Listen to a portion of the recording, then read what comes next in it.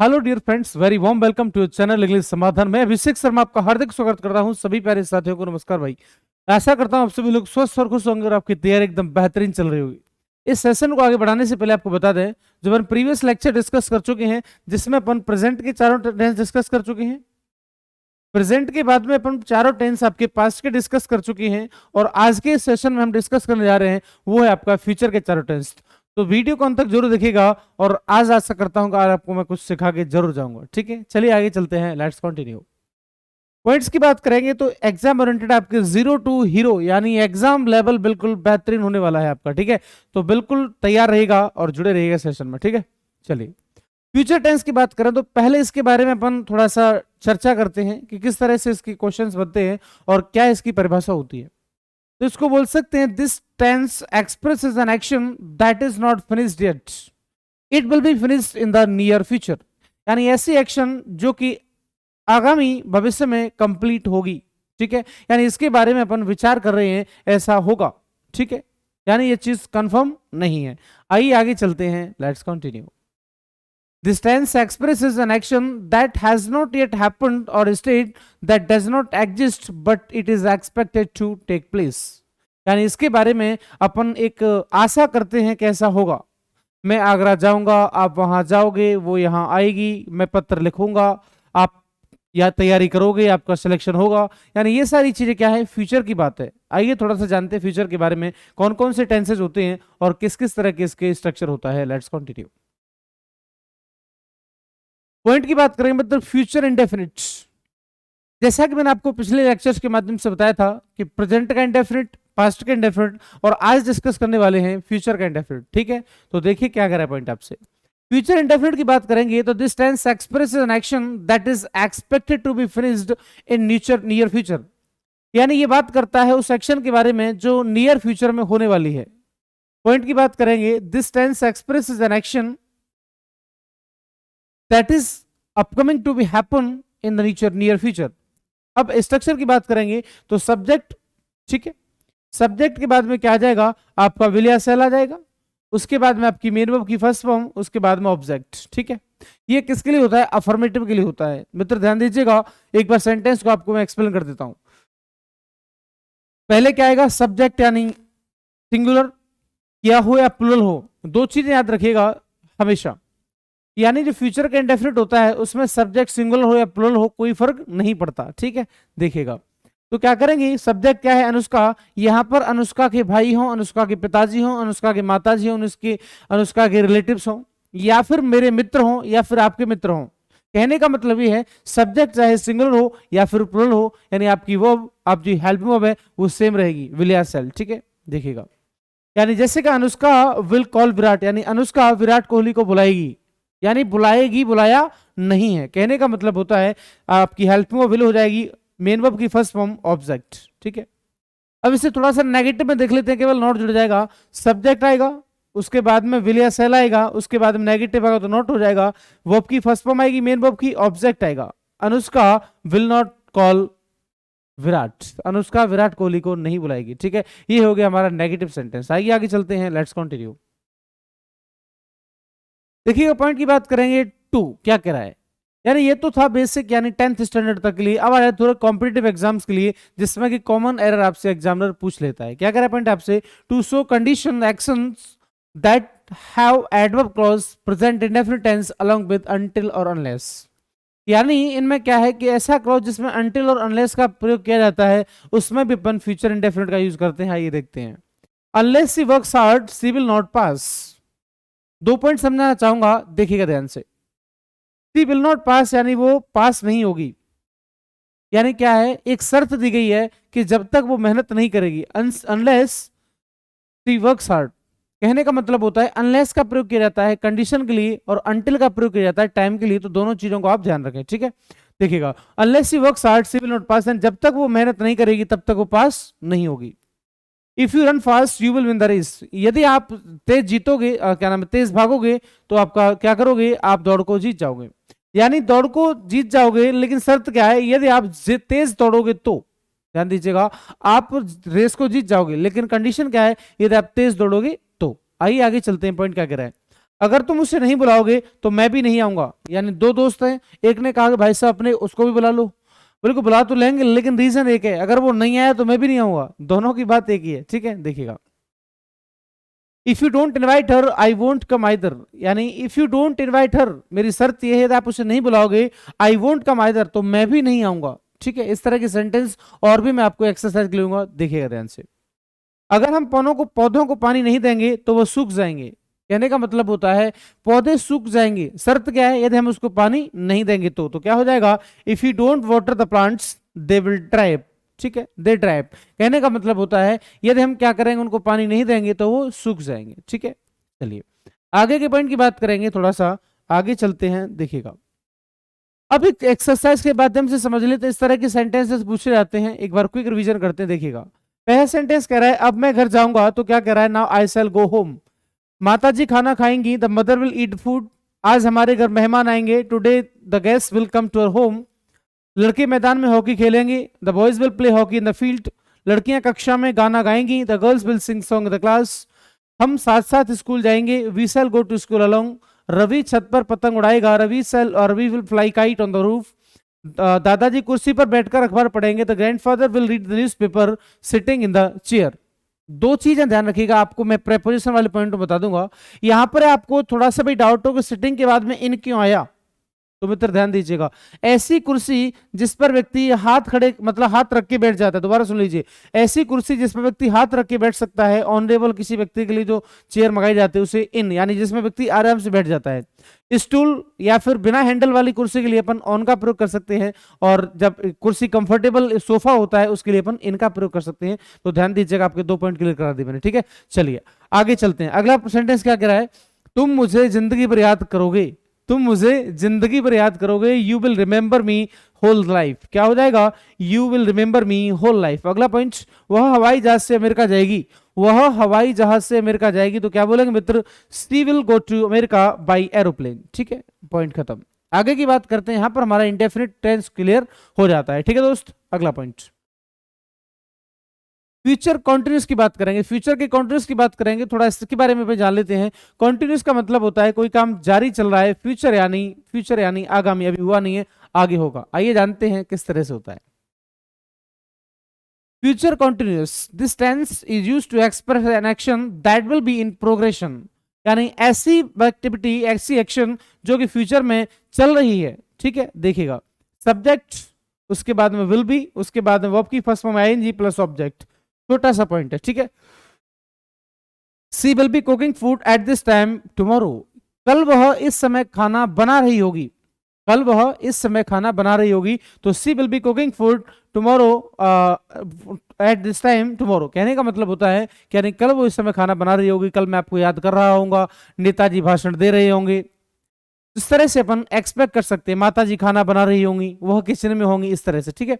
चलिए, she subject will not be, negative की बात करेंगे तो नॉट लग जाएगा, she will not be cooking food in the kitchen by tomorrow, ठीक है। आगे की चलते हैं, अगला पॉइंट देखिएगा, सेंटेंस के नेगेटिव बात करेंगे तो नेगेटिव में क्या हो जाएगा, she will not be cooking food at this time tomorrow. अब इससे इंटरोगेटिव की बात करेंगे तो हेल्प में वो पहले आ जाएगी दोस्त, ठीक है। क्या हो जाएगा, will she be cooking food at this time tomorrow, ठीक है। क्या वह इस समय खाना बना रही होगी। इंटरोगेटिव प्लस नेगेटिव की बात करेंगे तो will she not be cooking food at this time tomorrow, क्या वह इस समय खाना नहीं बना रही होगी। तो इस तरह से हमारा जो है कि इंटरोगेटिव, नेगेटिव और इंटरोगेटिव नेगेटिव, ये तीन यहाँ पर पॉइंट क्लियर हो जाते हैं। कॉन्ट्रेस्ट का मतलब होता है कोई काम कॉन्ट्रेस्ट में फ्यूचर में चल रहा है, वह गाना गा रही होगी, वे आगरा से आ रहे होंगे, वह दिल्ली से पहुंच रही होगी। कहने का मतलब होता है, इसे क्या बोलेंगे, वर्ब की फर्स्ट फॉर्म प्लस आईएनजी हो जाता है कॉन्ट्रेस्ट में। ये हमेशा हर टेंस के साथ होता है, चाहे प्रेजेंट का हो, पास्ट का हो या फिर आपका फ्यूचर का हो, ठीक है दोस्त। आगे चलते हैं, थोड़ा सा समझते हैं इसके और कॉन्सेप्ट क्या होते हैं। फ्यूचर परफेक्ट की बात करेंगे, ध्यान दीजिएगा, जैसे कि आपने पहले लेक्चर के माध्यम से सीखा होगा कि प्रेजेंट का परफेक्ट, परफेक्ट का मतलब होता है कोई एक्शन कंप्लीट हो चुकी है, इसके साथ में कौन सी फॉर्म आती है, थर्ड फॉर्म आती है, चाहे वो प्रेजेंट का परफेक्ट हो या फिर पास्ट का परफेक्ट हो या फिर हो फ्यूचर का परफेक्ट। परफेक्ट का मतलब होता है मेन वर्ब की थर्ड फॉर्म, ठीक है मित्र। चलेगा, आगे चलते हैं, यानी पॉइंट क्या कर रहा है, फ्यूचर परफेक्ट टेंस तो क्या कर रहा है, this tense expresses those action that will certainly be finished at the point in future. कहने का मतलब होता है एक निश्चित समय पर ये फ्यूचर में समाप्त हो जाएंगी, ऐसा कि माना जाता है। ठीक है, इसके लिए अपन यूज करते हैं फ्यूचर परफेक्ट टेंस। आइए देखते हैं सब्जेक्ट, इसकी स्ट्रक्चर क्या होता है, स्ट्रक्चर को देखते हैं। सब्जेक्ट, उसके बाद में विल हैव, उसके बाद में वर्ब की थर्ड फॉर्म प्लस ऑब्जेक्ट, बात खत्म। ये स्ट्रक्चर कहलाता है दोस्त अफर्मेटिव सेंटेंस का। किसका कहलाता है? अफर्मेटिव सेंटेंस का। तो आइए आगे चलते हैं। She will have submitted her project by Monday. ध्यान दीजिएगा, वह मंडे तक अपना प्रोजेक्ट जमा कर चुकी होगी। ये फिक्स नहीं है, ऐसा मान लेते हैं, यानी फ्यूचर में है, जो अपकमिंग है, जो हुआ नहीं है, यानी वो ऐसा काम कर लेगी। 4 बजे तक वह दिल्ली पहुंच चुका होगा। ध्यान दीजिएगा, परफेक्ट में जाते हैं तो क्या कहता है आपसे, इसे नेगेटिव में बनाएंगे तो नोट लग जाएगा, she will not have submitted her project by Monday, यानी मंडे तक वह अपना प्रोजेक्ट जमा नहीं कर चुकी होगी। ठीक है, कहने का मतलब है, यानी आपका परफेक्ट में क्या हो जाएगा, विल हैव, शैल हैव और वर्ब की थर्ड फॉर्म, बात खत्म। नेगेटिव बनाना, नोट लगा दो, हेल्पिंग पहले ले आओ, इंटरोगेटिव बन जाएगा, नोट लगा दो, इंटरोगेटिव नेगेटिव बन जाएगा। ठीक है, कोई हार्ड एंड फास्ट पॉइंट नहीं है इसका। अगर बात करें इंटरोगेटिव की, तो इंटरोगेटिव में अभी मैंने बताया था आपको, हेल्पिंग वर्ब को पहले ले आइए, वो किसी भी टेंस की हेल्पिंग वर्ब हो, यानी फ्यूचर के परफेक्ट की है तो कौन सी है, विल हैव, शैल हैव। तो विल, उसके बाद में सब्जेक्ट, उसके साथ में have plus V3 plus object, फिर उसके बाद में टाइम। कहने का मतलब है, सेंटेंस को एक बार दोबारा समझते हैं, क्या वह मंडे तक अपना प्रोजेक्ट जमा कर चुकी होगी, तो will see have submitted her project by Monday, बात खत्म। छोटा सा पॉइंट है। ठीक है दोस्त, आगे बढ़ते हैं। इंटरोगेटिव प्लस नेगेटिव की बात करेंगे तो क्या हो जाएगा, will she not have submitted her project by Monday, बात खत्म। छोटा सा पॉइंट था, आगे चलते हैं थोड़ा सा। ठीक है, अगला पॉइंट। अब नोट की बात करेंगे, मैं हर टेंस में आपको एक नोट जरूर देता हूं, तो ध्यान दीजिएगा। नोट तो भाई कौन सा भी हो, नोट तो आपका पैसे वाला हो या फिर कोई बात नोट कर, नोट का मतलब ध्यान देना, पे अटेंशन। ठीक है, टू पे अटेंशन यानी टू लिसन समथिंग केयरफुली। ठीक है, चलेगा। इन फ्यूचर टेंस क्या कह रहा है पॉइंट, आपसे थोड़ा सा जानने का प्रयास करते हैं। In future tense when an action is expected to be completed in near future till by are used before the adverb of future. ठीक है, पॉइंट को समझते हैं, आगे बढ़ते हैं, ध्यान दीजिएगा। ठीक है, क्या कह रहा है आपसे, एग्जाम्पल की बात करें, by tomorrow, till next week, by Monday, यानी कहने का मतलब होता है by plus time, by plus time.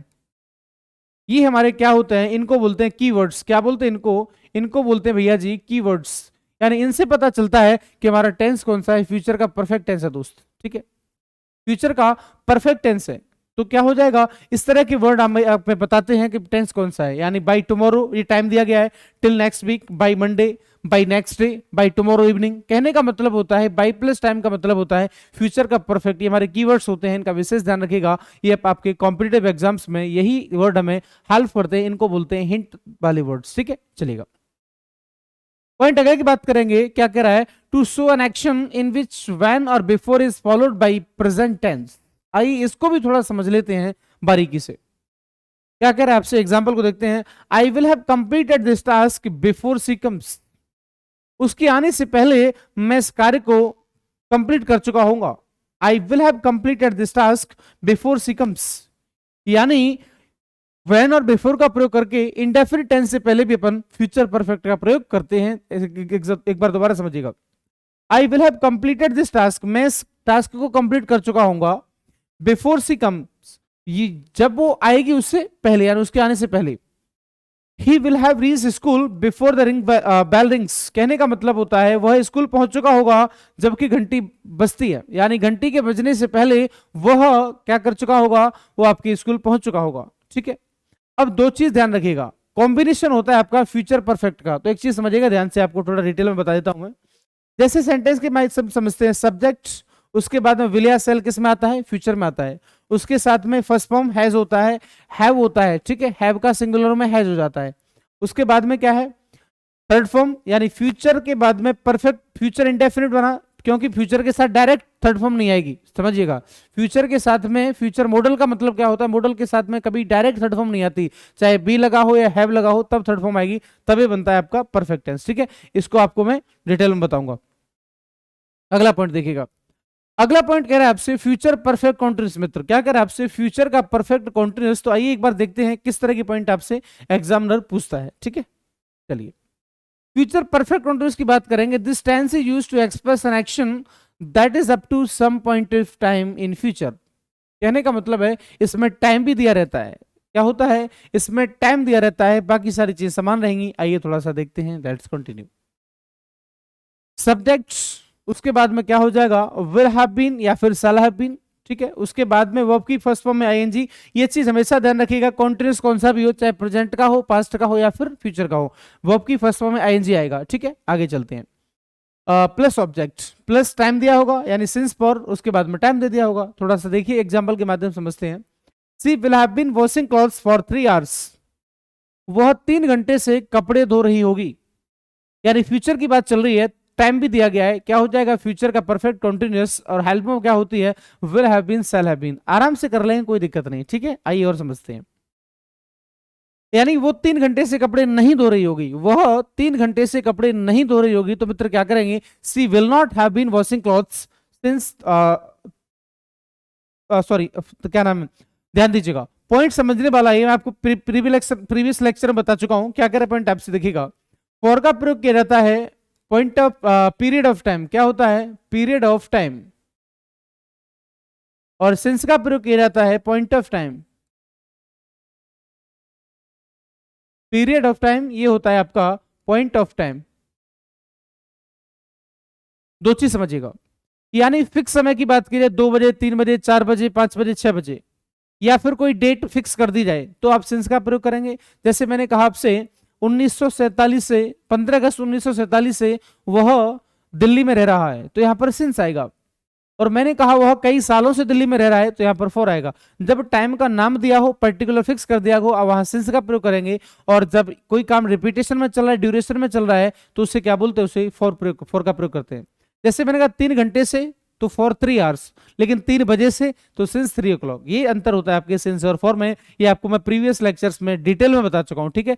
और बाकी इसका एक और वीडियो में अपलोड कर चुका हूं, सिंस और फॉर से संबंधित किस तरह से टाइम बनता है, कोई कंफ्यूजन नहीं रहना चाहिए, ठीक है। चलिए आगे की बात करेंगे। अफर्मेटिव में she will have been washing clothes for 3 hours. Negative की बात करेंगे, she will not have been, she will not have been washing her clothes for 3 hours, यानी वो 3 घंटे से अपने कपड़े नहीं धो रही होगी। इंटेरोगेटिव में क्या हो जाएगा, हेल्प को पहले आ जाएगी। आगे बढ़ते हैं।